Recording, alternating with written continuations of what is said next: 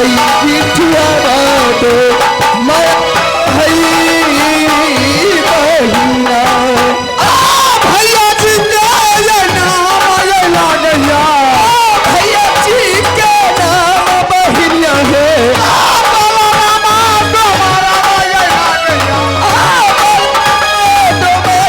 बहिया है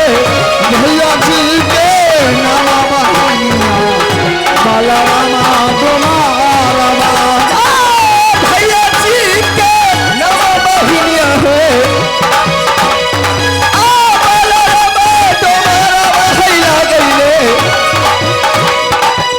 भैया जी के नाम बहिया माला रामा तुम्हारा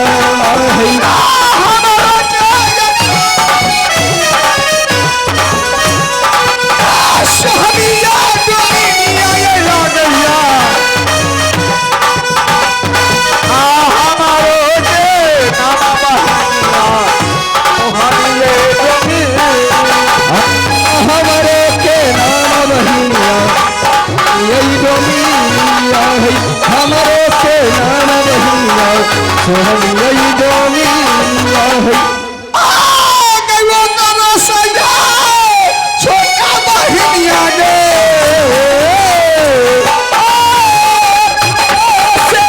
छोटा बहिया दे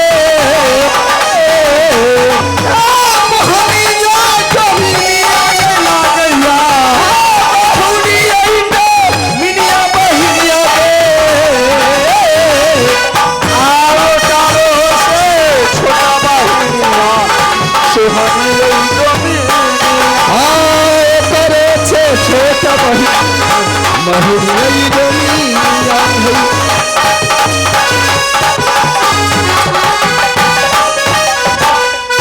मास्टर साहब हमारे घर लगैया हिरनपुर शहर और पिताजी के नाम लगैया मिंटू डोम भैया जी के नाम बाला राम और हमारा नाम मोहनी डोमी हमारा छोट बहन के नाम सोहनी और उतना से छोट भेलरी